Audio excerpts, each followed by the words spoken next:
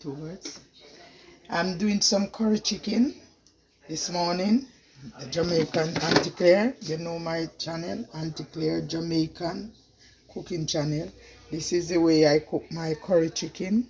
I have some garlic, lots of garlic, onion, scotch bonnet, you can see, big scotch bonnet pepper, yes, celery, thyme, yes, lots of thyme. Then I put in my Maggi, my chicken season that I bring from Jamaica, curry. I put my Jamaican curry in there. So, yes, pimento. I drop a few pimento seed in there. So this is the way I do my Jamaican way. I do my cooking. So I would like you to like, share, subscribe to the channel.